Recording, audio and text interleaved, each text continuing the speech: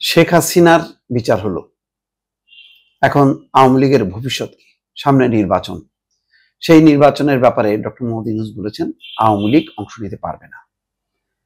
এখন শেখ হাসিনার বিচার নিয়ে যে পরিমাণ গুরুত্ব পশ্চিমা বিশ্বের এবং ভারতের, আজকে পশ্চিমা বিশ্বের কিন্তু মোটামুটি অনেক, যেমন Reuters, AFP, BBC, CNN, Al Jazeera, Guardian সহ অনেক আন্তর্জাতিক গণমাধ্যম এই খবর প্রকাশ করেছে। কারণ আওয়ামী লীগ অত্যন্ত পুরনো একটি রাজনৈতিক দল, বিএনপি একটা গুরুত্বপূর্ণ রাজনৈতিক দল। এই দুটি দল বাংলাদেশের গণতন্ত্র, বাংলাদেশের রাষ্ট্রের বিভিন্ন পর্যায়ে গুরুত্বপূর্ণ ভূমিকার কারণে এই দুটি দলকেই আন্তর্জাতিক মহল চেনে। এখন প্রশ্ন উঠবে, যেমন ধরেন ভারতের পররাষ্ট্র মন্ত্রণালয় আজকে বিবৃতি দিয়েছে সম্ভবত বাংলাদেশের পররাষ্ট্র মন্ত্রণালয় যেহেতু শেখ হাসিনাকে ফেরত চেয়েছে, সেই ব্যাপারে হা না তারা কিছু বলেনি, কিন্তু একটা কথা বলেছে। দেখেন প্রতিক্রিয়াটা হলো এই, তারা বলছে যে সাবেক প্রধানমন্ত্রী শেখ হাসিনাকে নিয়ে বাংলাদেশের আন্তর্জাতিক অপরাধ ট্রাইব্যুনালের ঘোষিত রায়ের বিষয়ে ভারত অবগত হয়েছে।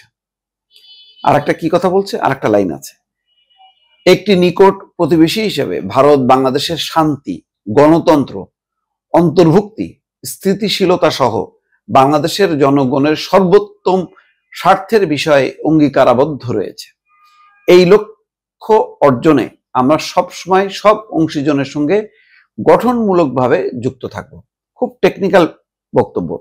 তার মানে আমরা এটাতে পারবো না, কিন্তু আমরা বাকি বাংলাদেশের অন্তর্ভুক্ত, মানে বাংলাদেশের সামনে নির্বাচন, নতুন নির্বাচিত সরকার, তার সাথে সম্পর্ক, বাংলাদেশের সাথে বাণিজ্য, সব বিষয়ে আমাদের সম্পর্ক থাকবে, কিন্তু এই বিষয়টা আলাদা। এরকমই একটা মনোভাব কিন্তু তাদের বক্তব্য পরিষ্কার। এখন কি করবে বাংলাদেশের একটা পয়েন্ট হলো যে বাংলাদেশে অবস্থা হলো সব রাজনৈতিক দল অংশ নিতে পারছে না, বিশেষ করে আওয়ামী লীগ। এইটা কিন্তু বড় ইস্যু হিসেবে সামনে আসতে পারে, যেহেতু এখন ভারত ক্যাম্পেইন করবে, বা পশ্চিমা বিশ্বের কেউ কেউ, ব্রিটেনও বলতে পারে যে শেখ হাসিনার তো বিচার হয়েছে, তাহলে আওয়ামী লীগ কেন নির্বাচনে অংশ নিতে পারবে না। এখন কিন্তু চাপ বাড়ার সম্ভাবনা আছে যে নির্বাচনে আওয়ামী লীগকে নিতে হবে, আওয়ামী লীগকে না নিলে এই নির্বাচনে অংশগ্রহণমূলক হবে না, এমন একটা পরিস্থিতি কিন্তু তৈরি হতে পারে। ফলে বিচার হলো সত্য, জাতিসংঘ বলেছে যে অপরাধ হিসেবে ব্যক্তির বিচার হবে, কিন্তু দলের গণতান্ত্রিক অধিকার থাকতে হবে, সবার সমাবেশ, নির্বাচন, মত প্রকাশ, সবকিছু বিষয় তার একটা অধিকার, সেটা আন্তর্জাতিক মানবাধিকারের দৃষ্টিকোণ থেকে হোক, যেভাবেই হোক না কেন, সেটাকে অ্যাকোমোডেট করতে হবে। এটা ছিল জাতিসংঘের মনোভাব, পশ্চিমা বিশ্বের কারো কারো মনোভাব। যুক্তরাজ্যের এক মন্ত্রী ডক্টর মোহাম্মদ ইউনূসের সঙ্গে দেখা করেছেন, প্রশ্ন করেছেন বলেই ডক্টর ইউনূস বলছেন যে আওয়ামী লীগ অংশ নিতে পারবে না।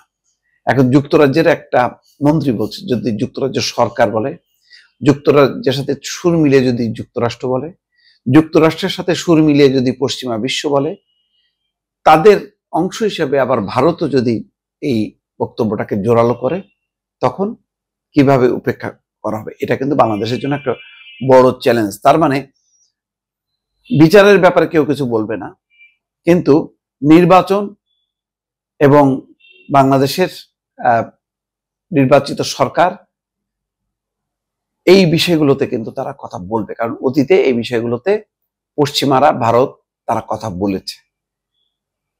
এই ক্ষেত্রে উত্তরটা কি হবে সেটা রেডি রাখতে হবে। গণহত্যার দায় ব্যক্তির, গণহত্যার দায় দলের না, এই যে একটা বিষয় সামনে আসছে, সেই জায়গা থেকে কিন্তু অন্তর্বর্তী সরকারের উপর বাংলাদেশের অন্য কয়েকটি রাজনৈতিক দলের উপর চাপ বাড়বে, বিএনপির উপর চাপ বাড়বে, জামাতের উপর চাপ বাড়বে।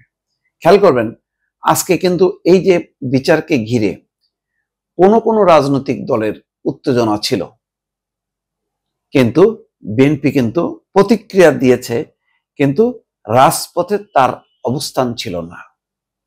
অর্থাৎ এটা বিচারিক প্রক্রিয়া, আইনানুগ প্রক্রিয়া, এইভাবেই বিএনপি দেখতে চায়, কিন্তু রাজপথে এমন কোন অবস্থা তৈরি করতে চায় না যেটা অন্য কোনো বিশ্বের নজরে আসুক, যে এই বিচারকে কেন্দ্র করে বিএনপি কোনো সুবিধা নেওয়ার চেষ্টা করছে।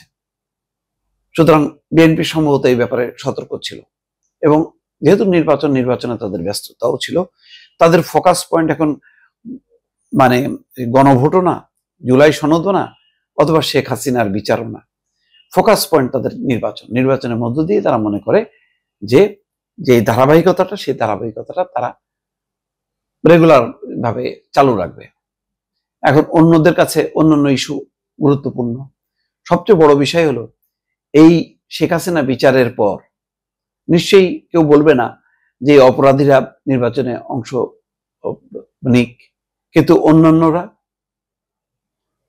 দল কেন বঞ্চিত থাকবে, এই প্রশ্নটা সামনে হয়তো জোরালো হয়ে উঠতে পারে, যেটা আমি ফিল করছি। দর্শক, আমার হয়তো বক্তব্য সঠিক নাও হইতে পারে, কিন্তু আমি যা ট্রেন্ড দেখছি তাতে তেমন একটি বিষয় যদি আসে, তখন কিন্তু সরকারকে যথেষ্ট এটাকে ফেস করতে তার নাকারি জুবানি খেতে হবে, এটা বলা যায়।